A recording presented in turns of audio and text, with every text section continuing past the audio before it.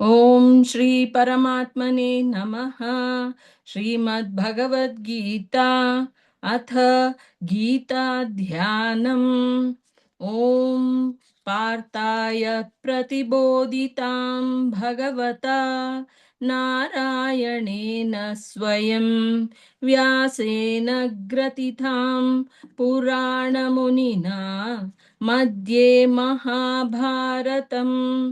अद्वैतामृतवर्षिणीं भगवतीम् अष्टादशाध्यायिनीम् अम्ब त्वामनुसन्दधामि भगवद्गीते भवद्वेषिणीम्। नमोऽस्तु ते व्यासविशालबुद्धे फुल्लारविन्दाय तपत्रनेत्र येन त्वया भारततैलपूर्णः प्रज्वालितो ज्ञानमयः प्रदीपः प्रपन्नपारिजाताय स्तोत्रवेत्रैकपाणये ज्ञानमुद्राय कृष्णाय गीतामृतदुहे नमः। वसुदेवसुतं देवं कंसचाणूरमर्दनं देवकी परमानन्दं कृष्णौ वन्दे जगद्गुरुं। भीष्मद्रोणतटा जयद्रथजला गान्धारनीलोत्पला शल्यग्राहवती कृपेण वहनी कर्णेन वेलाकुला अश्वत्थामविकर्णघोरमकरा दुर्योधनावर्तिनी सोत्तीर्णा खलु पाण्डवैरणनदी कैवर्तकः केशवः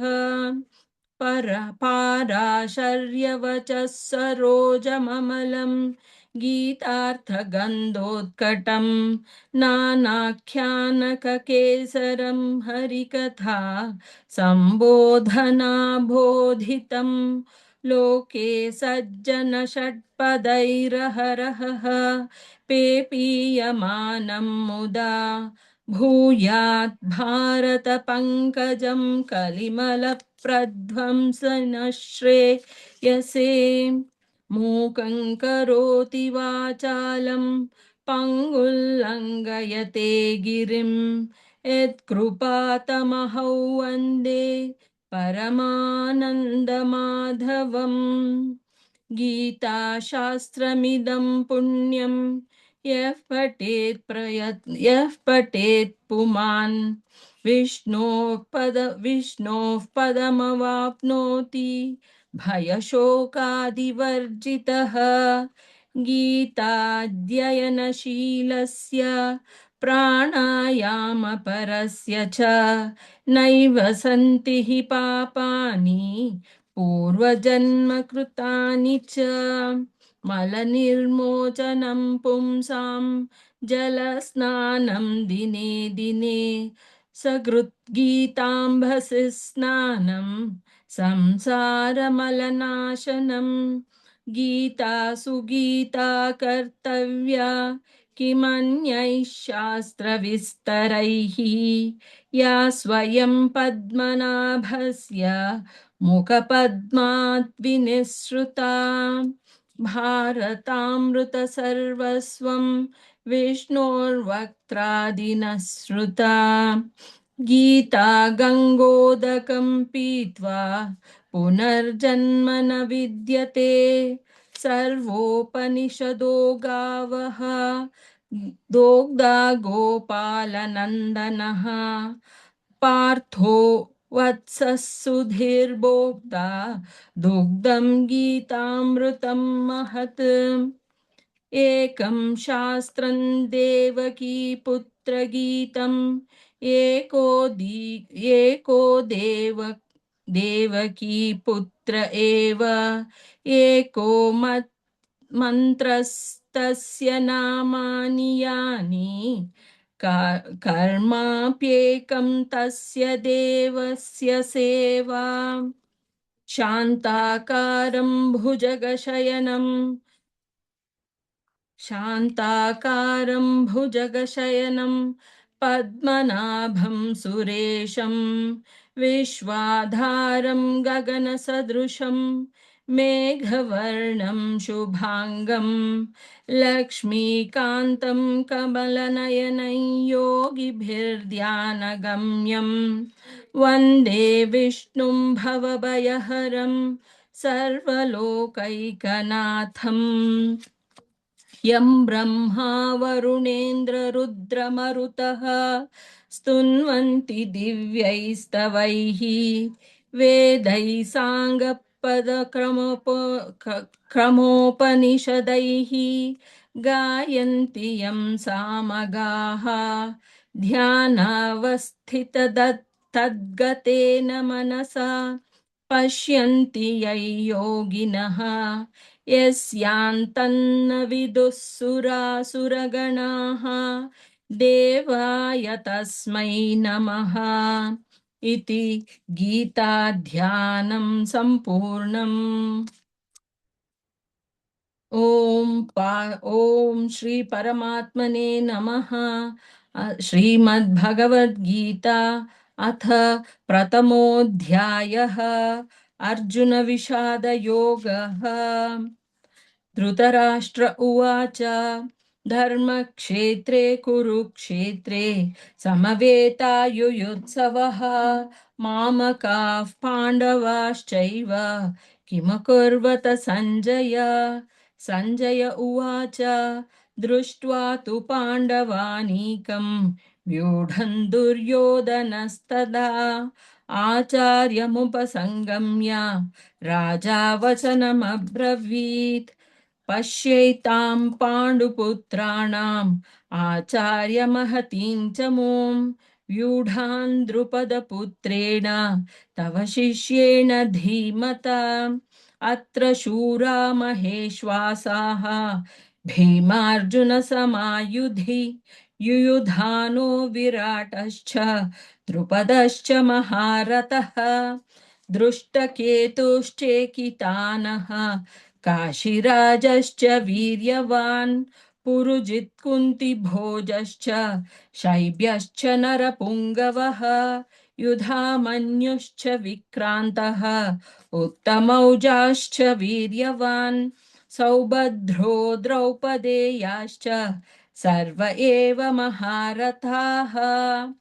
अस्माकं तु विशिष्टाये तानि बोधद्विजोत्तमा नायका मम सैन्यस्य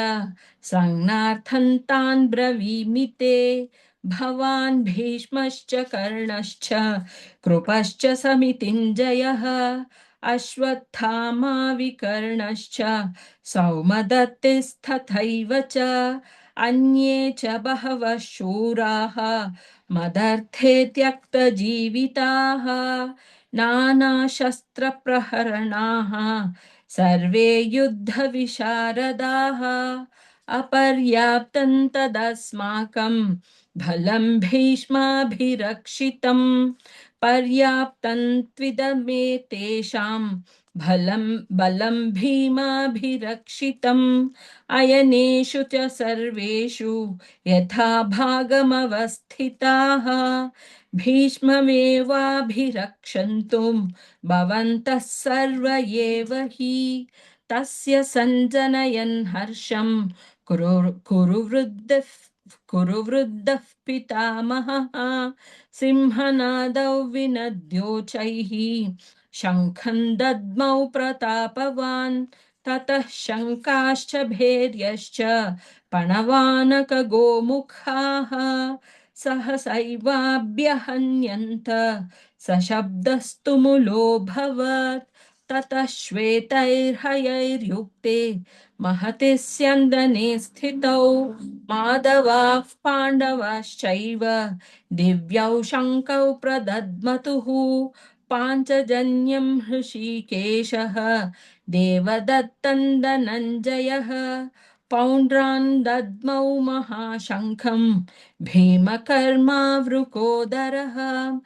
अनन्तविजयं राजा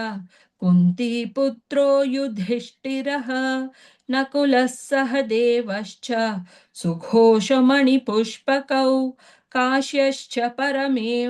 परमेश्वासः शिखण्डी च महारथः दृष्टद्युम्नो विराटश्च सात्यकिश्च चापराजितः द्रुपदो द्रौपदेयश्च सर्वशः पृथिवीपते सौभद्रश्च महाबाहुः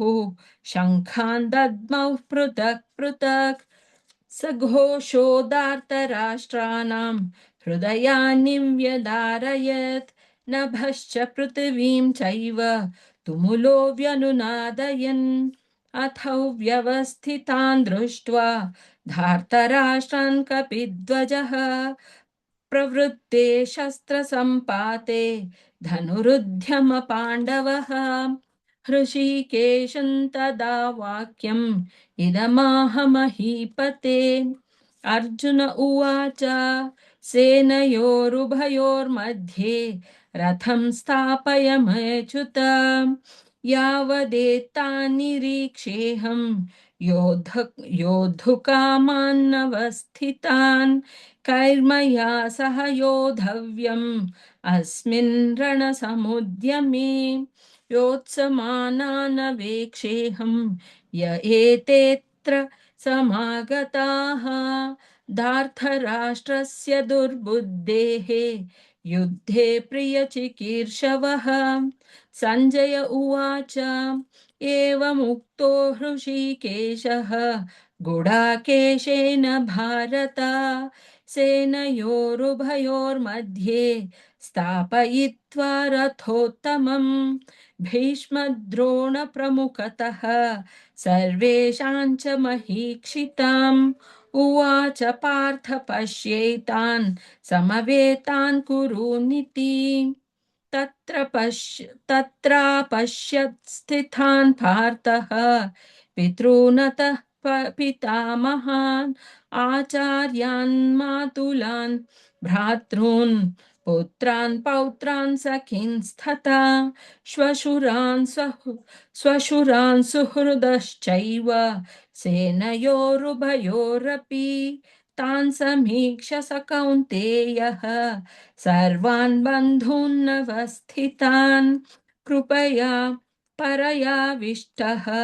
विषीदन्निदमब्रवीत् अर्जुन उवाच दृष्ट्वेमं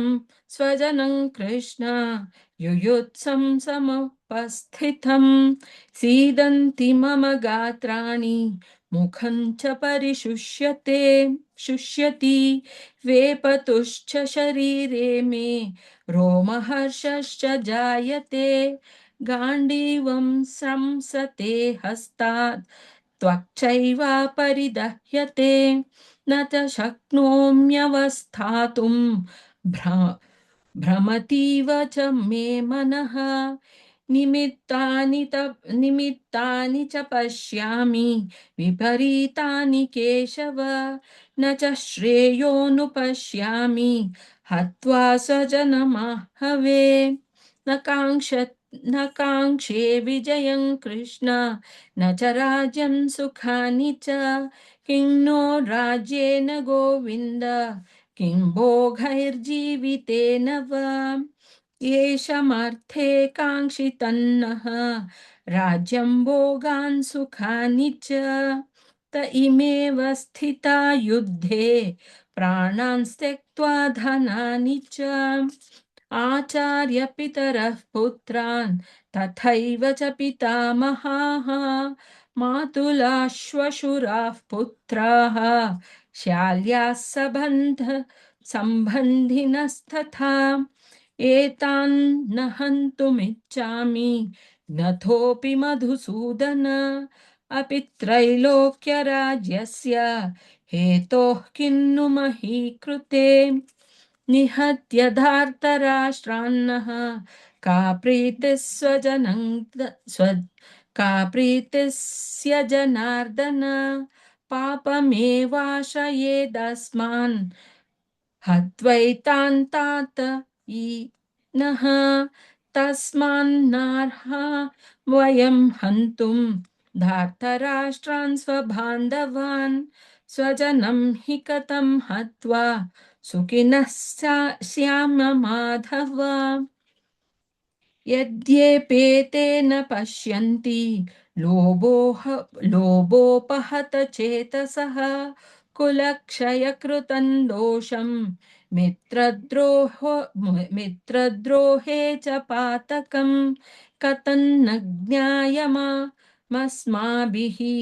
पापदस्मानि वर्तितुं कुलक्षयकृतं दोषं प्रपद्यन्ते प्रपद्यश्य जनार्दन कुलक्षये प्रणश्यन्ति कुलधर्माः सनातनाः धर्मे नष्टे कुलं कृत्स्नम् अधर्मोऽभिभवत्युत अधर्माभिभवतात् कृष्ण प्रदुष्यन्ति कुलस्त्रियः स्त्रीषु दुष्टाशु वार्ष्णेय जायते वर्णसङ्करः सङ्करो नरकायैव कुलज्ञानं कुलस्य च पश्य पतन्ति पितरो ह्येषान् लुप्तपिण्डोदकक्रियाः दोषैरेतैः कुलज्ञानं वर्णसङ्करकारकैः उत्साद्यन्ते जातिधर्माः कुलधर्मश्च शाश्वताः उत्सन्नकुलधर्माणां मनुष्याणां जनार्दन नरके नरके नियतौ वासः भवतीत्यनुशुश्रमा अहो बतः महात् पापं कर्तुं कर्तव्यवस्थिता वयं यद्राज्यसुखलोभेन हन्तुं स्वजनमुद्यताः यदि प्रतीकारम् अशस्त्रं शस्त्रपाणयः धार्तराष्ट्रारणे हन्युः तन्मे क्षेमतरं भवेत् सञ्जय उवाच एवमुक्त्वार्जुनः साङ्ख्ये रथोपस्थ उपाविशत् विसृज्य सशरं चापं शोकसंविघ्न मानसः ॐ तत्सदिति श्रीमद्भगवद्गीतासु उपनिषत्सु ब्रह्मविद्यायां योगशास्त्रे श्रीकृष्णार्जुनसंवादे अर्जुनविषादयोगो नाम प्रथमोऽध्यायः। ॐ श्री परमात्मने नमः। श्रीमद्भगवद्गीता अथ द्वितीयोऽध्यायः साङ्ख्ययोगः। सञ्जय उवाच तन्तथा कृपयाविष्टम् अश्रुपूर्णाकुलेक्षणं विषीदन्तमिदौ वाक्यम् उवाच मधुसूदनः। श्रीभगवानुवाच कुतस्त्वाकश्मलमिदं विषमे विषमे समुपस्थितम् अनार्यजुष्टमस्वर्ग्यम् अकीर्तिकरमर्जुन क्लैब्यं मास्मगमः पार्थ नैव तत्त्वय्युपपद्यते क्षुद्रं हृदय दौर्बल्यं त्यक्तोत्तिष्ठ परन्तप अर्जुन उवाच कथं भीष्ममहं सङ्ख्ये द्रोणं च मधुसूदन इषुभिः प्रतियोत्स्यामि पू पू पूजार्हवरिसूदन गुरून् हत्वा हि महानुभावान् श्रेयो भुङ्क्तु भैक्ष्यमपि लोके हत्वार्थमकामांस्तु गुरूनिहैव भुञ्जीय भोगान् रुधिरप्रदिग्धान् न चैतद्विद्मः कतरन्नो गरीयः यद्वा जयेम यदि वा नो जयेयः यानेव हत्वा न जिजीविषामः तेव स्थिताः प्रमुखे धार्तराष्ट्रः कार्पण्यदोषोपहत्ता स्वभावः पृच्छामि त्वां धर्मसम्मूढः चेताः यच्छ्रेयस्यान्निश्चितं ब्रूहि तन्मे शिष्यस्तेऽहं शाधि मां त्वां प्रपन्नं न हि प्रपश्यामि ममापनुद्यात् यच्छोकमुच्चोषणमिन्द्रियाणाम् अवाप्य भूमावस पत्नमृद्धं राज्यं सुराणमपि चाधिपत्यम् सञ्जय उवाच एवमुक्त्वा हृषीकेशं गुडाकेशः परन्तप न योत्स्य इति गोविन्दम् उक्त्वा तूष्णीं बभूवः तमुवाच हृषीकेशः प्रहसन्निव भारत सेनयोरुभयोर्मध्ये विषीदन्तमिधौ वचः श्रीभगवानुवाच अशोच्यनन्वशोचस्त्वं प्रज्ञावादांश्च भाषसे गतासून गताशूंश्च नानुशोचन्ति पण्डिताः न त्वेऽहं जातु नासं न त्वन्न नेमे जनाधिपाः न चैव न भविष्यामः सर्वे मयमतः परम् देहिनोऽस्मिन् यथा देहे कौमारै यौवनञ्जरा तथा देहान्तरप्राप्तिः धीरस्तत्र न मुह्यति मात्रा स्पर्शास्तु कौन्तेय शीतोष्णदुःख सुखदुःखदाः आगमापायिनो नित्याः तां स्थितिक्ष्व तां स्थितिक्ष्वस क्षस्व भारत यं हि न व्यथयन्त्येते पुरुषं पुरुषर्षभ समदुःखसुखं धीरं सोमृतात्वा कुल सोमृतत्वाय कल्पते नासतो विद्यते भावः न भावो विद्यते सतः उभयोरपि दृष्टोऽन्तः त्वन्नयोस्तत्त्वदर्शिभिः अविनाशि तु तद्विद्धि येन सर्वमिदं ततं विनाशमव्ययस्यास्य न कश्चित् कर्तुमर्हसि अन्तवन्त इमे देहाः नित्यसोक्ताः शरीरिणः अनाशिनो प्रमेयस्य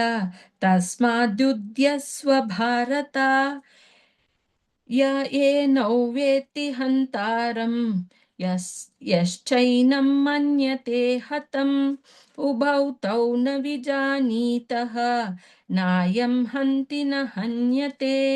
न जायते म्रियते वा कदाचित् नायं भूत्वा भविता वा न भूयः अजो नित्यः शाश्वतोऽयं पुराणः न हन्येत हन्यमाने शरीरे वेदा विनाशिनं नित्यं य एनमजमव्ययं कथं स पुरुषः पार्थ कथं घायति कङ्गायति कङ्गाथयति हन्तिकम् वासांसि जीर्णानि यथा विहाय नवानि गृह्णाति नरोपराणि तथा शरीराणि विहाय जीर्णान्यन्यानि संयाति नवानि देहि नैनं छिन्दन्ति शस्त्राणि नैनं दहति पावकः न चैनं क्लेदयत्यापः न न शोषयति मारुतः अच्छेद्योऽयमदाहो दाह्योऽयम् अक्लेद्यो शोष्य एव च नित्यः सर्वतः स्थाणुः अचलोऽयं सनातनः अव्यक्तोऽयमचिन्तो चिन्त्योऽयम् अविकार्योऽयमुच्यते तस्माद्देवौ विदित्वैनं नानुशोचितुमर्हसि अतः चैनन्नित्यजातं नित्यौ वा मन्ये सेमृतं तथापि त्वं महाबाहो नैवं शोचितुमर्हसि जातस्य हि ध्रुवो मृत्युः ध्रुवं जन्म मृत्यस्य च तस्मात् परिहार्यथे न त्वा शोचि न त्वं शोचितुमर्हसि अव्यक्तादीनि भूतानि व्यक्तामध्यानि भारत अव्यक्तादि अव्यक्तानि धनानेव तत्र का परिदेवना देवनाम् आश्चर्यवत् पश्यति कश्चिदेनम् आश्चर्यवद् वदति तथैव चान्यः आश्चर्यवत् वचनै मन्यः शृणोति श्रुत्वाप्येनं वेद न चैव कश्चित् देहि नित्यमम वधु देहि नित्यमवध्योऽयं देहे सर्वस्य भारत तस्मात् सर्वाणि भूतानि न त्वं शोचितुमर्हसि स्वधर्ममपि चावेक्ष्य न विकम्पितुमर्हसि धर्म्याधि यद् युद्धात् श्रेयोऽन्यत् क्षत्रियस्य न विद्यते यदृच्छया चोपपन्नं स्वर्गद्वारमपामृतं सुखिनः क्षतियाः पार्थः लभन्ते युद्धमीदृशम् अतः चेत्त्वमिदमिमं धर्म्या सङ्ग्रामं न करिष्यसि ततः स्वधर्मं कीर्तिं च हित्वा पापमवाप्स्यसि अकीर्तिं चापि भूतानि कथयिष्यन्ति ते व्ययम् सम्भावितस्य च कीर्तिः मरणादतिरिच्यते भयाद्रणदुपरन्तं मंसते त्वां महारथाः येषां च त्वं बहुमतः भूत्वा यास्यसि लाघवम् अवाच्यवादांश बहून् वदिष्यन्ति तवाहिताः निन्दन्तस्य तव सामर्थ्यं ततो दुःखतरं नु किम् हतो वा प्राप्स्यसि स्वर्गं जित्वा वा भोक्ष्यसे महीम् तस्मादुत्तिष्ठ कौन्तेय युद्धाय कृतनिश्चयः सुखदुःखे समे कृत्वा लाभालाभौ जयाजयौ तथा युद्धाय युज्यस्व नैवं पापमवाप्स्यसि एषा ते विहिता साङ्ख्ये बुद्धिर्योगो योगे त्विमां शृणु बुद्ध्या युक्तो यया पार्थ कर्मबन्धं कर्मबन्धं प्रहास्यसि नेहाभिक्रमनाशोऽस्ति प्रत्यवायो न विद्यते स्वल्पमप्यस्य धर्मस्य त्रायते महतो भयात् व्यवसायात्मिका बुद्धिः एकेह कुरु नन्दन बहुशाखा ह्यनन्ताश्च बुद्धयो व्यवसायिनां यामिमां पुष्पितां वाचं प्रपद्यन्त्यविपश्यतः वेदवादारताः पार्थ नान्यदस्तीति वादिनः कामात् मानस्वर्गपराः जन्मकर्मफलप्रदां क्रियाविशेषबहुलां भोगैश्वर्यगतिं प्रति भोगैश्वर्यप्रसक्तानां तयापहृतचेतसां व्यवसायात्मिका बुद्धिः समादौ न विधीयते। त्रैगुण्यविषया वेदाः निस्त्रैगुण्यो भवार्जुन निर्द्वन्द्वो नित्यसत्त्वस्थः निर्योगक्षेम आत्मवान् यावानर्थ उदपाने सर्वतः सम्प्लुतोदके तावान् सर्वेषु वेदेषु ब्रह्मणस्य विजानतः कर्मण्येवाधिकारस्ते मा फलेषु कदाचन मा कर्मफलहेतुर्भूः मा ते सङ्गोऽस्त्वकर्मणि योगस्थः कुरु कर्माणि सङ्गं त्यक्त्वा धनञ्जय सिद्ध्यः सिद्ध्योः समो भूत्वा समत्वं योग उच्यते दूरेण ह्यवरं कर्म बुद्धिर्योगा धनञ्जय बुद्धौ शरणमन्विच्छ कृपणाः फलहेतवः बुद्धियुक्तो जहातीह उभे सुकृतदुष्कृते तस्माद्योगाय युज्यस्व योगः कर्मसु कौशलम्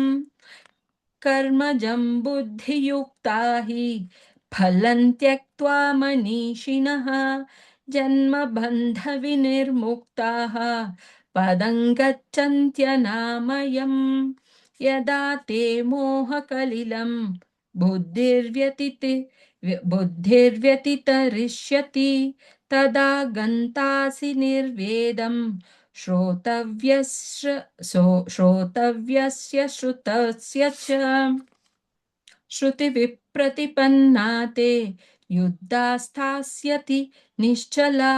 समाधावचला बुद्धिः तदा योगमवाप्स्यसि अर्जुन उवाच स्थितः प्रज्ञस्य का भाषा समाधिस्थस्य केशव स्थितिधिः किं प्रभाषेत किमासीत व्रजेत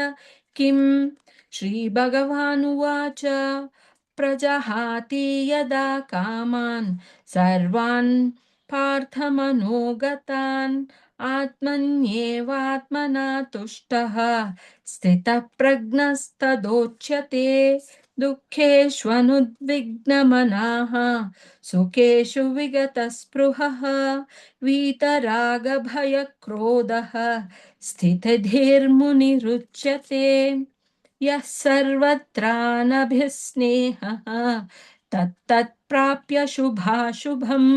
नाभिनन्दति न द्वेष्टि तस्य प्रज्ञा प्रतिष्ठिता यदा संहरते चायं कूर्मोऽङ्गानीव सर्वशः इन्द्रियाणीन्द्रियार्थेभ्यः तस्य प्रज्ञा प्रतिष्ठिता विषया विनिवर्तन्ते निराहारस्य देहिनः रसवर्जं रसोऽप्यस्य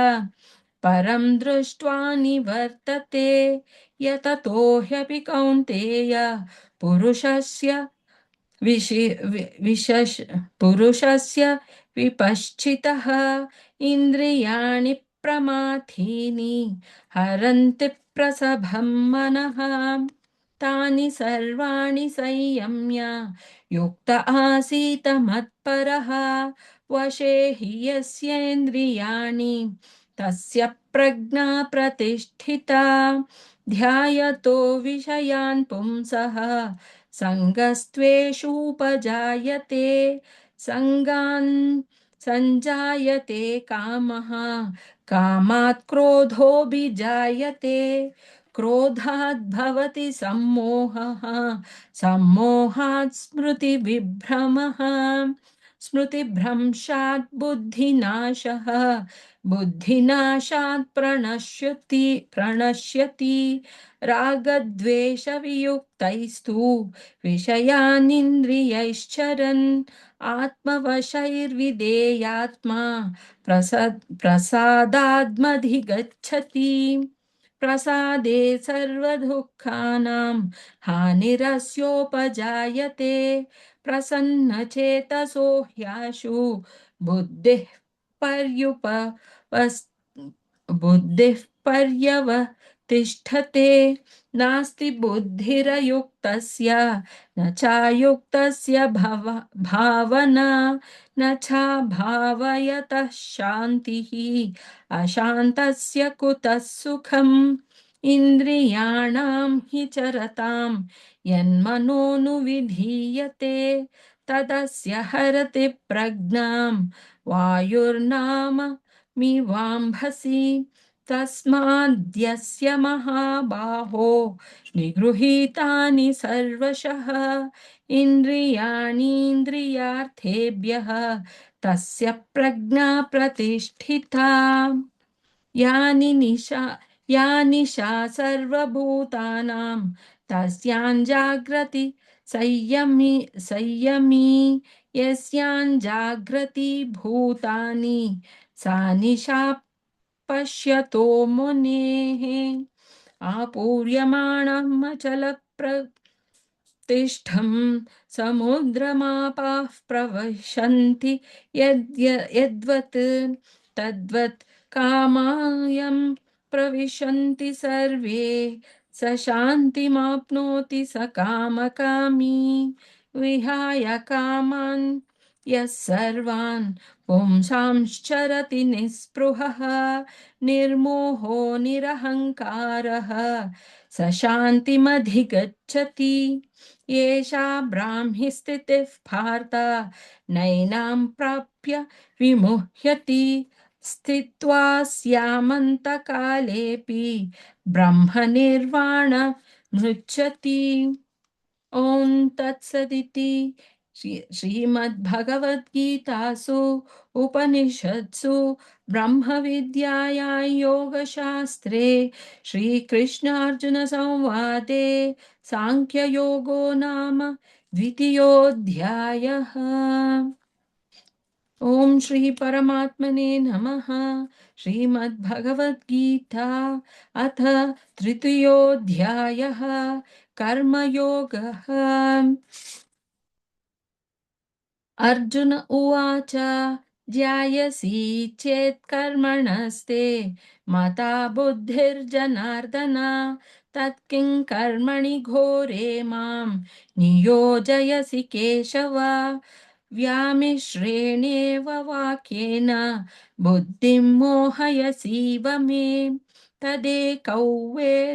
तदेकौ वद निश्चित्य येन श्रेयोः माप्नुयाम्। श्रीभगवानुवाच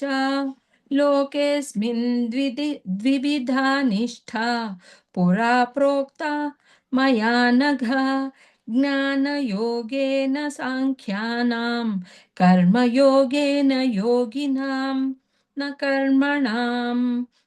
कर्मणामनारम्भात् नैष्कर्म्य पुरुषोऽश्नुते न च संन्यासनादेव सिद्धिं समधिगच्छति न हि कश्चित् क्षणमपि जातु तिष्ठत्य कर्म कृत् कार्यते ह्यवशः कर्म सर्वः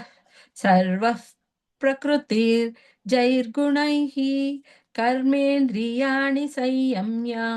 य आस्ते मनसा स्मरन् इन्द्रियार्थान् विमूढात्मा मिथ्याचारः स उच्यते यस्त्विन्द्रियाणि मनसा नियम्यारभतेऽर्जुन कर्मेन्द्रियैः कर्मयोगम् असक्तः स विशिष्यते नियतं कुरु कर्म त्वं कर्मज्जायो ह्यकर्मणः शरीरयात्रापि च ते न प्रसिद्धे न प्रसिद्ध्येध कर्मणः यज्ञार्थात् कर्मणोऽन्यत्र लोकोऽयं कर्म बन्धनः तदर्थं कर्म कौन्तेय मुक् मुक्तसङ्गः समाचर सह यज्ञः प्रजाः सृष्ट्वा पुरोवाच प्रजापतिः अनेन प्रसविष्यध्वम् एष वोस्त्विष्ठ कामधुक् देवान् भावयतानेन ते देवा भावयन्तु वः परस्परं भावयन्तः श्रेयः परमावाप्स्यत इष्टान् भोगान् हि वो देवाः दास्यन्ते यज्ञभाविताः तैर्दत्तानप्रदायैभ्यः यो भुङ्क्तेस्तेन एव सः यज्ञशिष्टाशिनः सन्तः मुच्यन्ते सर्वकिल्बिषैः भुञ्जते ते त्वघं पापाः ये पचन्त्यात्मकारणात् अन्नाद्भवन्ति भूतानि पर्जन्यादन्न सम्भवः यज्ञाद्भवति पर्जन्यः यज्ञः कर्म समुद्भवः कर्म ब्रह्मोद्भवौ विद्धि ब्रह्मक्षरसमुद्भवम् तस्मात् सर्वगतं ब्रह्म नित्ययज्ञे प्रतिष्ठितम् एवं प्रवर्तितं चक्रं नानुवर्तयति हयः अघायुरिन्द्रिया रामः मोघं पार्थ स जीवति यस्त्वात्मरतिरेव स्यात् आत्मतृप्तश्च मानवः आत्मन्येवाच सन्तुष्टः तस्य कार्यं न विद्यते नैव तस्य कृते नातः न कृते नेह कश्चन न चास्य सर्वभूतेषु कश्चिदर्थव्यपाश्रयः तस्मादसक्तः सततं कार्यं कर्म समाचर असक्तो ह्यचरन् कर्म परमाप्नोति पूरुषः कर्म कर्मण्यैव हि संसिद्धिम् आस्थिता जनकादयः लोकसङ्ग्रहमेवापि सम्पश्यन् कर्तुमर्हसि यद्यदाचरति श्रेष्ठः तत्तद्देवातरो जनः स यत् प्रमाणं कुरुते लोकस्तदनुवर्तते न मे पार्थास्थित् कर्तव्यं त्रिषु लोकेषु किञ्चन नानवाप्तमवाप्तव्यं वर्त एव च कर्मणि यदि ह्यहन्न वर्तेयं चातु कर्मण्यतन्द्रितः मम वर्त्मानुवर्तन्ते मनुष्याः पार्थ सर्वशः उत्सीदेयुरिमे लोकाः न कुर्यं कर्म चेदहम् शङ्करस्य च कर्ता स्याम् उपहन्यामि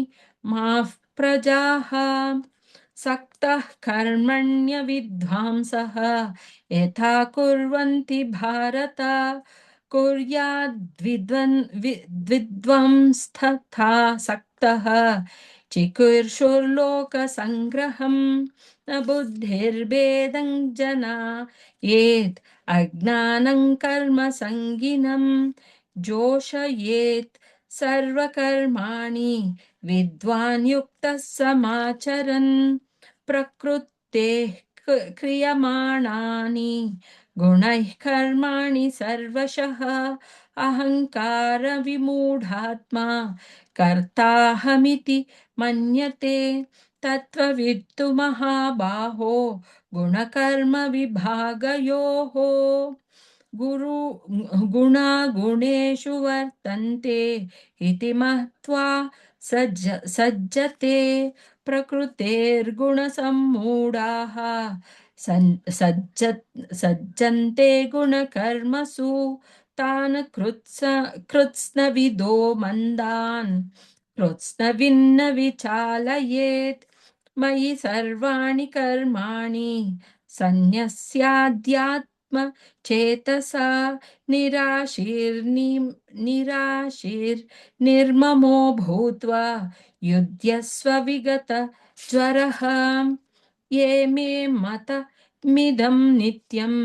अनुतिष्ठन्ति मानवाः श्रद्धावन्तो न सूयन्तः मुच्यन्ते तेऽपि कर्मभिः एत्वे तदभ्यसूयन्तः नानुतिष्ठन्ति मे मतम् सर्वज्ञानविमूढां स्थान् विद्धि नष्टाः न चेतसः सदृशं चेष्टते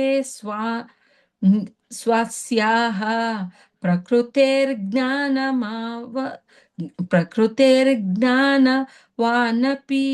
प्रकृत्यै यान्ति भूतानि निगृहः किं करिष्यति इन्द्रियस्येन्द्रियस्यार्थे रागद्वेषौ व्यवस्थितौ तयोर्न वशमागच्छेत् तौ ह्यस्य परिपन्थिनौ श्रेयान् स्वधर्मो विगुणः परधर्मात् स्वनुष्ठितात् स्वधर्मे निधनं श्रेयः परधर्मो भयावहः अर्जुन उवाच अतः केन प्रयुक्तोऽयं प्रापं पापं पापं चरति पूरुषः अनिच्छिन्नपि वाष्णेय बलादीननियोजितः श्रीभगवानुवाच काम एष क्रोध एषः रजोगुणसमुद्भवः महाशनो महापाप्मा विध्येन विह वैरिणं धूमेनाम्रियते वह्निः यथादर्शो मलेन च यथोल्बेनावृतो गर्भः तथा तेन तथा तेनेव तथा तेनेद मावृतम्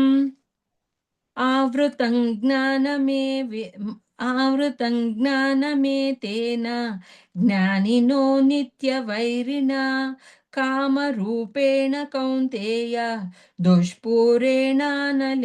च इन्द्रियाणि मनोबुद्धिः अस्याधिष्ठानमुच्यते एतैर्विमोहः यत्येषः ज्ञानमावृत्य देहिनम् तस्मात् त्वमिन्द्रियाण्याद्यौ नियम्य भरतर्षभ पाप्मानं व्रजहि ह्येनं ज्ञानविज्ञाननाशनम् इन्द्रियाणि पराण्याहुः इन्द्रियेभ्यः परं मनसस्तु परा बुद्धिः यो बुद्धेः पर तस्तु सः एवं बुद्धेः परं बुद्ध्वा संस्तभ्य संस्थभ्यात्मानमात्मना जहि शत्रुं महाबाहो कामरूपं दुरात् सधम् ॐ तत्सदिति श्रीमद्भगवद्गीतासु उपनिषत्सु ब्रह्मविद्यायां योगशास्त्रे श्रीकृष्णार्जुनसंवादे कर्मयोगो नाम तृतीयोऽध्यायः। ॐ श्री परमात्मने नमः। श्रीमद्भगवद्गीता अथ चतुर्थोऽध्यायः। ज्ञानकर्म संन्यास योगः। श्रीभगवानुवाच इमौ विवस्वते योगं प्रोक्तवानहमव्ययम् विवस्वान्मनवे प्राह मुनिरिक्ष्वाकवे ब्रवीत् एवं परम्परा प्राप्तम् इमौ राजर्षयो विदुः सकाले नेह महता योगो नष्टः परन्तप स एवायं मया तेद्य योगः प्रोक्तः पुरातनः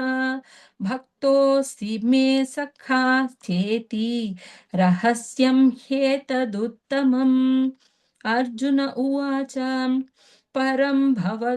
अपरं भवतो जन्म परं जन्म विवस्वतः कथमेतद् विजानीयं त्वमादौ प्रोक्तवानिति। श्रीभगवानुवाच बहूनि मे व्यतीतानि जन्मानि तव चार्जुन तान्यहं वेद सर्वाणि न न तौ वेत्थ परन्तप अजोऽपि सन्नव्ययात्मा भूतानामीश्वरोऽपि सन् प्रकृतिं स्वामधिष्ठाय सम्भवाम्यात्ममायया यदा यदा हि धर्मस्य ग्लानिर्भवति भारत अभ्युत्थानमधर्मस्य तदात्मानं सृजाम्यहं परित्राणाय साधूनां विनाशाय च दुष्कृतां धर्म संस्थापनार्थाय सम्भवामि युगे युगे जन्म कर्म च मे दिव्यम् एवं वेत्ति तत्त्वतः त्यक्त्वा देहं पुनर्जन्म नैति मावेति सोऽर्जुन वीतरागभयक्रोधाः मन्मया मामुपाश्रिताः बहुवो ज्ञानतपसा पूता मद्भावमागताः ये यथा मां प्रपद्यन्ते तांस्तथैव भजाम्यहम् मम वर्त्मानुवर्तन्ते मनुष्याः पार्थ सर्वशः काङ्क्षतः कर्मणां सिद्धिं यजन्त इह देवताः क्षिप्रं हि मानुषे लोके सिद्धिर्भवति कर्मजा चातुर्वर्णं मया सृष्टं गुणकर्म विभागशः तस्य कर्तारमपि मां विद्याकर्तरमव्ययम् न मां कर्माणि लिम्पन्ति न मे कर्मफले स्पृहा इति मायोऽभिजानाति कर्मभिर्न स बध्यते एवं ज्ञात्वा कृतं कर्म पूर्वैरपि मुमुक्षुभिः कुरु कर्मैव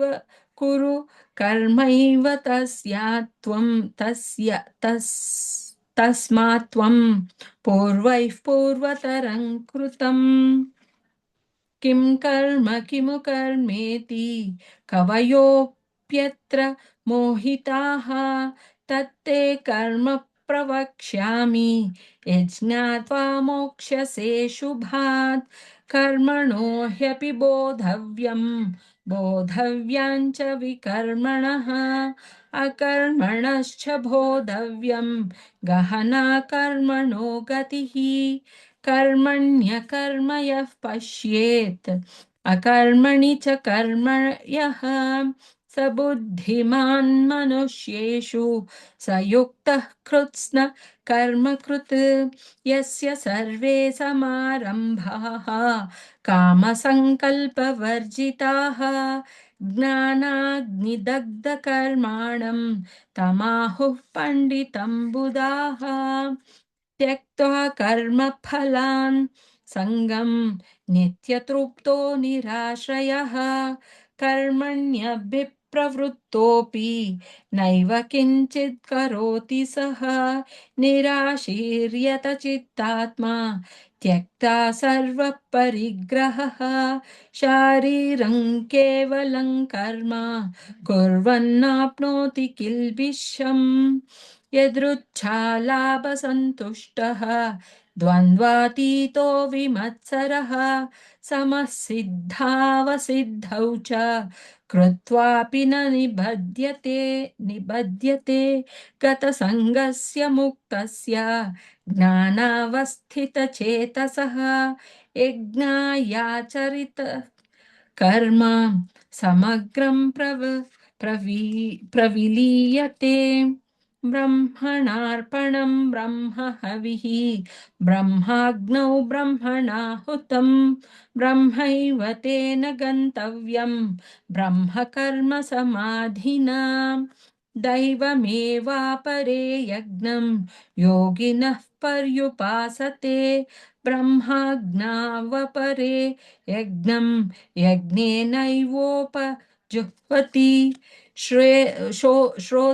श्रोत्रादीनीन्द्रियाण्यन्ये संयमाग्निषु जुह्वति शब्दादीन् विषयान्यन्ये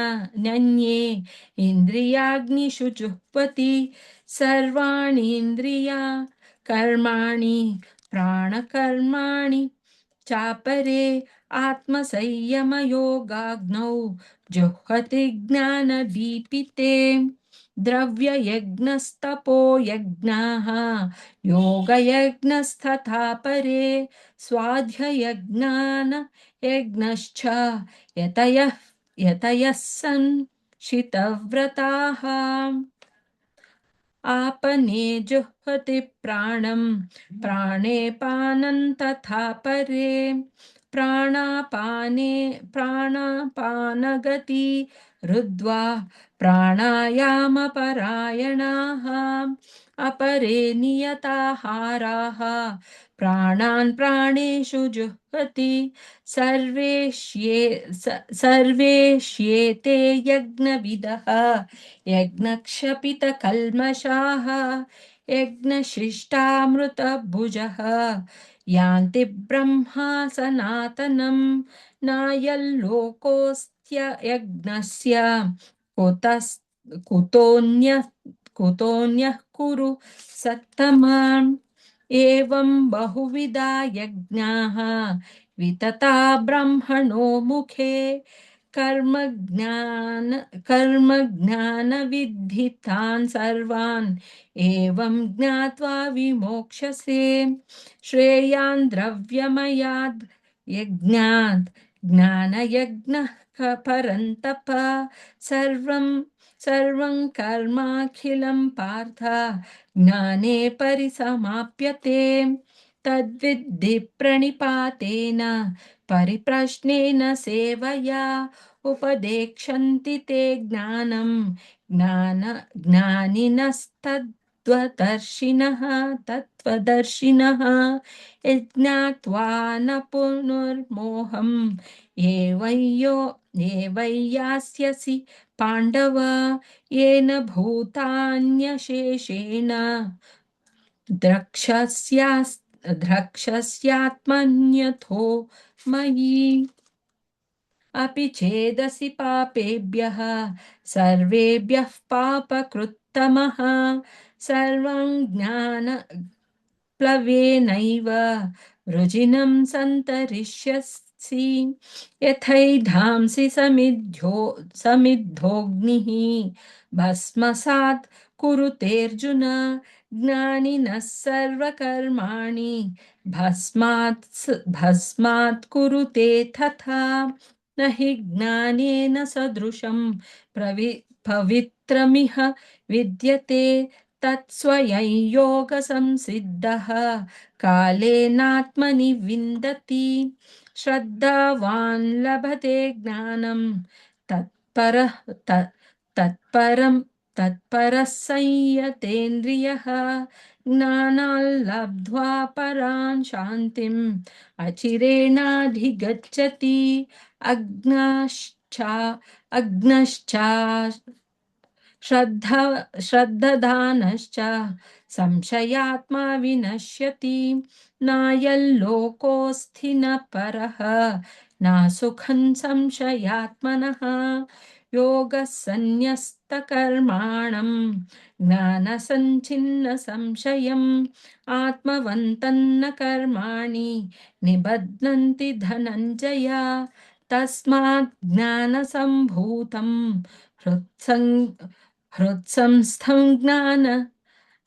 हृत्संस्थं ज्ञानासिनात्मनः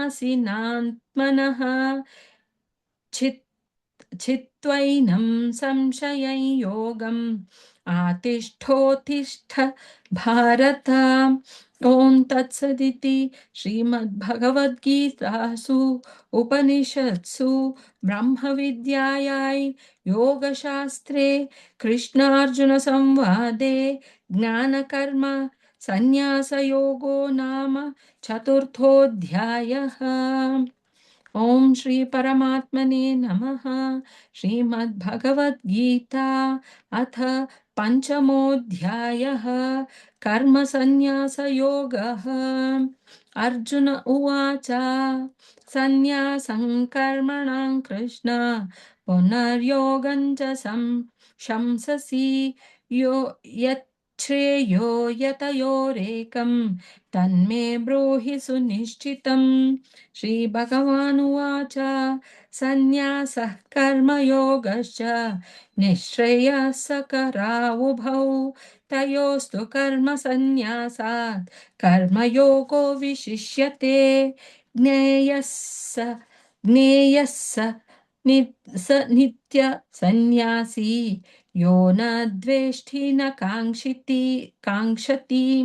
निर्द्वन्द्वो हि महाबाहो सुखं बन्धात् मुच्यते सांख्ययोगौ पृथक् बालाः प्रवदन्ति न पण्डिताः एकमप्यास्थितः सम्यक् उभयोर्विन्दते फलम् यत्साङ्ख्यैः यत्साङ्ख्यै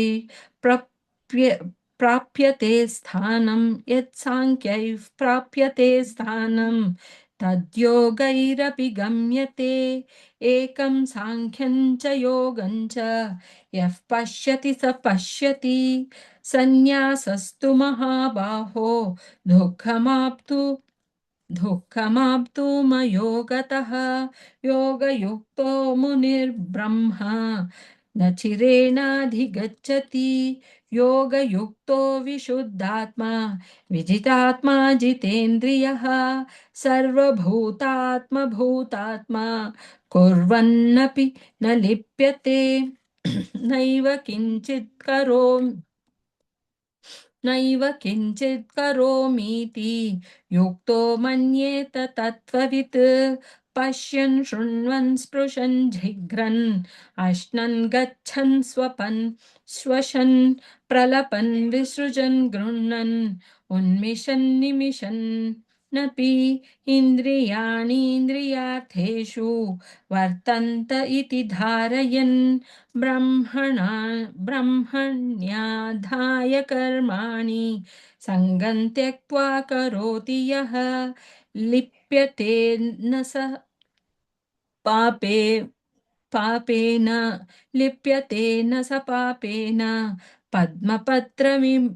पद्मपत्रमिवाम्भसा कायेन मनसा बुद्ध्या केवलैरिन्द्रियैरपि योगनः कर्म कुर्वन्ति सङ्गं त्यक्त्वात्मशुद्धये युक्तः कर्मफलं त्यक्त्वा शान्तिमाप्नोति नैष्टिकीम् अयुक्तः कामकारेण फले सोक्तो फले सक्तो निबध्यते सर्वकर्माणि मनसा सन्न्यस्यास्ते सुखौ वशी नवद्वारे पुरे देहि नैव कर्मण्य नैव कुर्वन्न कारयन् न कर्तृत्वं न कर्माणि लोकस्य सृजति प्रभुः न कर्मफलसंयोगं स्वभावस्तु प्रवर्तते नादत्ते कस्यचित् पापं न चैव सुकृतौ विभुः अज्ञानेनावृतं ज्ञानं तेन मुह्यन्ति जन्तवः ज्ञानेन तु तदौ ज्ञानं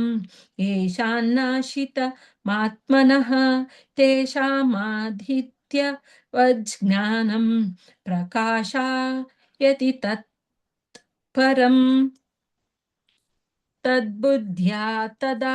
तद्बुद्ध्या यस्तदात्मानः तन्निष्ठा तन्निष्ठास्तथा परायणाः गच्छन्त्या पुनरावृत्तिं ज्ञाननिर्धूतकल्मषाः विद्याविनयसम्पन्ने ब्राह्मणे गविहस्तिनि शुनि चैव श्वपाके च पण्डिताः समदर्शिनः इहैतैर्जितः सगः येषां साम्ये स्थितं मनः निर्दोषं हि समं ब्रह्म तस्माद् ब्रह्मणि ते स्थिताः न प्रहृष्येत् प्रियं प्राप्य न द्विजोत् प्राप्य च प्रियं रसं मूढाः ब्रह्मविद् ब्राह्मणे स्थितः बाह्यस्पर्शेष्वसक्तात्मा विन्दत्यात्मनि यत्सुखं न ब्रह्मयोगयुक्तात्मा सुखमक्षयमश्नुते यहि संस्पर्शजा भोगाः दुःखयोनय एव ते आद्यन्तवन्तः कौन्तेय न तेषु रमते बुधः शक्नोति हैव यः सोढुं प्राक्शरीरविमोक्षणात् कामः क्रोधोद्भवौ वेगं स युक्तः स सुखी नरः योऽन्तः सुखोऽन्तरारामः तथान्तर्ज्योतिरेव यः स योगी ब्रह्मनिर्वाणं ब्रह्मभूतोऽधिगच्छति लभन्ते ब्रह्मनिर्वाणं ऋषयः क्षीणकल्मषाः छिन्नद्वैधायतात्मानः सर्वभूतहिते रताः कामक्रोधवियुक्तानां यतीयां यतचेतसाम् अभितो ब्रह्मनिर्वाणं वर्तते विदितात्मनाम् स्पर्शान् कृत्वा बहिर्बाह्यान् चक्षुश्चैवान्तरे भ्रुवोः प्राणापानौ समौ कृत्वा नासाभ्यन्तरचारिणौ यतेन्द्रियमनोबुद्धिः मुनिर्मोक्षपरायणः विगतेच्छाभयक्रोधः यः सदा मुक्त एव सः भोक्तारै यज्ञतपसां सर्वलोकमहेश्वरः महेश्वरं सुहृदं सर्वभूतानां ज्ञात्वा मां शान्तिमृच्छति।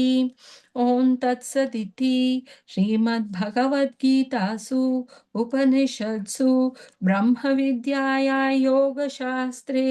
श्रीकृष्णार्जुनसंवादे कर्मसन्न्यासयोगो नाम पञ्चमोऽध्यायः। ॐ श्री परमात्मने नमः। श्रीमद्भगवद्गीता अथ षष्ठोऽध्यायः। आत्मसंयमयोगः। श्रीभगवानुवाच अनाश्रितः कर्मफलं कार्यं कर्म करोति यः स सन्न्यासी च योगी च न निरग्निर्न चाक्रियः। यं सन्न्यासमिति प्राहुः योगन्तौ विद्धि पाण्डव न ह्यसन्न्यस्तसङ्कल्पः योगी भवति कश्चन। आरुरुक्षोर्मुनिर्योगं कर्म कारणमुच्यते योगारूढस्य तस्यैव शमः कारणमुच्यते। यदा हिनेन्द्रियार्थेषु न कर्मस्वनुषज्यते सर्वसङ्कल्पसन्न्यासी योगारूढस्तदुच्यते। उद्धरेदात्मनात्मानं नात्मानमवसादयेत् आत्मैव ह्यात्मनो बन्धुः आत्मैव रिपुरात्मनः बन्धुरात्मात्मनस्तस्य येनात्मैवात्मना जितः। अनात्मनस्तु शत्रुत्वे वर्तेतात्मैव शत्रुवत् जितात्मनः प्रशान्तस्य परमात्मा समाहितः। शीतोष्णसुखदुःखेषु तथा मानापमानयोः ज्ञानविज्ञानतृप्तात्मा कूटस्थो विजितेन्द्रियः युक्त इत्युच्यते योगी समलोष्टाश्मकाञ्चनः सुहृन्मित्रार्युदासीन मध्यस्तद्वेष्य बन्धुषु साधुष्वपि च पापेषु समबुद्धिर्विशिष्यते। योगी युञ्जीत सततम् आत्मानं रहसि स्थितः एकाकीयत चित्तात्मा निराशीरपरिग्रहः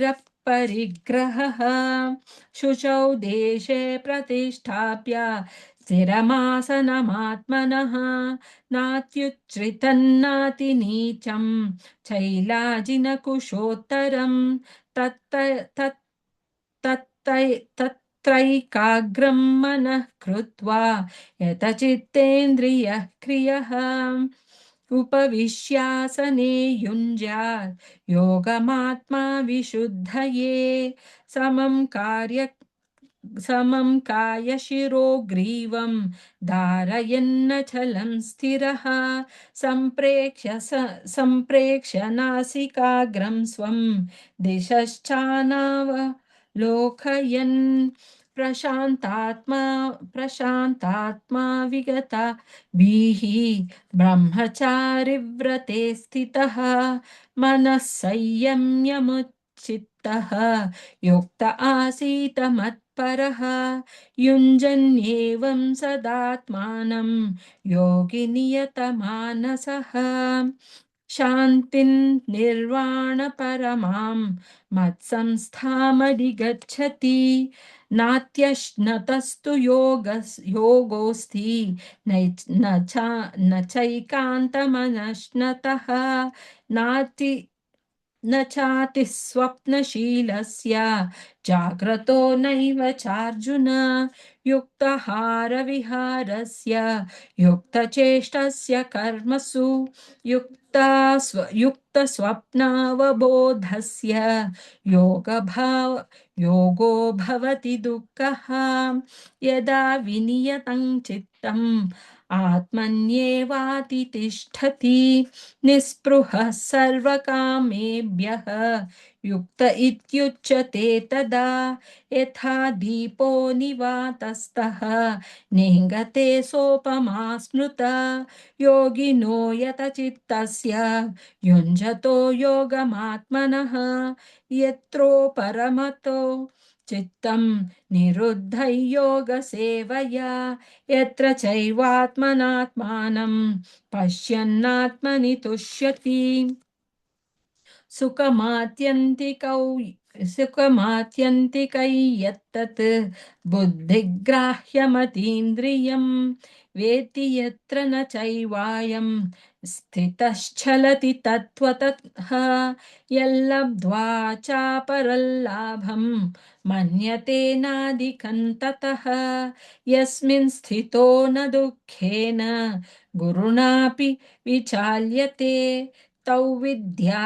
दुःखसंयोगवियोगयोगसंज्ञितं स निश्चयेन योक्तव्यः स निश्चयेन योक्तव्यः योगो निर्विण्णचेतसा सङ्कल्पप्रभवान् कामान् त्यक्त्वा सर्वनशेषतः मनस्सैवेन्द्रियग्रामं विनियम्य समन्ततः शनैः शनैरुपरमेत् बुद्ध्या धृतिगृहीतया आत्मसंस्थं मनः कृत्वा न किञ्चिदपि चिन्तयेत् यतो यतो निश्चरति मनश्चञ्चलमस्थिरं ततस्ततो नियम्यैतत् आत्मन्येव वशन्नयेत् प्रशान्तमनसं ह्येनं योगिनं सुखमुत्तमम् उपैति शान्तरजसं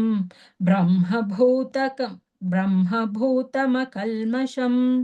युञ्जन्नेवं सदात्मानं योगी विगतकल्मषः सुखेन ब्रह्म संस्पर्शम् अत्यन्तं सुखमश्नुते सर्वभूतस्थमात्मानं सर्वभूतानि चात्मनि ईक्षते योगयुक्तात्मा सर्वत्र समदर्शिनः यो मां पश्यति सर्वत्र सर्वं चामयि पश्यति तस्याहं न प्रणश्यामि स च मे न प्रणश्यति स्थितै यो मां भजत्येकत्वमास्थितः सर्वथा वर्तमानोऽपि स योगी मयि वर्तते आत्मौपम्येन सर्वत्र समं पश्यति योऽर्जुन सुखौ वा यदि वा दुःखं स योगी परमो मतः अर्जुन उवाच योऽयं योगस्त्वया प्रोक्तः साम्येन मधुसूदन एतस्याहं न पश्यामि चञ्चलत्वात् स्थितिं स्थिरां चञ्चलं हि मनः कृष्ण प्रमाथि बलवदृढं तस्याहं निग्रहं मन्ये वायोरिव सुदुष्करम् श्रीभगवानुवाच असंशयं महाबाहो मनो दुर्निग्रहञ्चलम् अभ्यासेन तु कौन्तेय वैराग्येण च गृह्यते असंयतात्मना योगः दुष्पाप इति मे मतिः वश्यन्नात्मा तु यतता शक्नो वाप्तुमुपायतः अर्जुन उवाच अयति श्रद्धयोपेतः चलितमानसः अप्राप्य योगसंसिद्धिं काङ्गतिं कृष्ण गच्छति कच्छिन्नो भयविभ्रष्टः छिन्नाभ्रवित नश्यति अप्रतिष्ठो महाबाहो विमूढो ब्रह्मण पति एतन्मे संशयं कृष्ण छेतुमर्हस्य शेषतः त्वदन्यः संशयस्यास्य चेत्था ह्युपपद्यते श्रीभगवानुवाच पार्थानैवेह नामुत्र विनाशस्तस्य विद्यते न हि कल्याणकृत् कश्चित् दुर्गतिं तात गच्छति प्राप्य पुण्यकृतान् लोकान् उषित्वा शाश्वतिः समाः शुचीनां श्रीमताङ्गेः योगभ्रष्टोऽभिजायते अथवा योगिनामेव कुले भवति धीमताम् एतद्धि दुर्लभतरं लोके जन्म यदीदृशम् तत्र तं तत्र तं बुद्धिसंयोगं लभते पौर्वदेहिकं यतते च ततो भूयः संसिद्धौ कुरु नन्दन पूर्वाभ्यासेन तेनैव ह्रियते ह्यवशोऽपि सः जिज्ञासुरपि योगस्य शब्दब्रह्माति वर्तते प्रयत्नात् प्रयत्नाद्यतमानस्तु योगी संशुद्ध किल्बिषः अनेकजन्म संसिद्धः ततो याति पराङ्गतिम् तपस्विभ्योऽधिको योगी ज्ञानिभ्योऽपि मतोऽधिकः कर्मिभ्यश्चाधिको योगी तस्माद्योगी भवार्जुन योगिनामपि सर्वेषां मद्गतेनान्तरात्मना श्रद्धावान् भजते यो मां समे युक्ततमो मतः ॐ तत्सदिति श्रीमद्भगवद्गीतासु उपनिषत्सु ब्रह्मविद्यायां योगशास्त्रे श्रीकृष्णार्जुनसंवादे आत्मसंयमयोगो नाम षष्ठोऽध्यायः।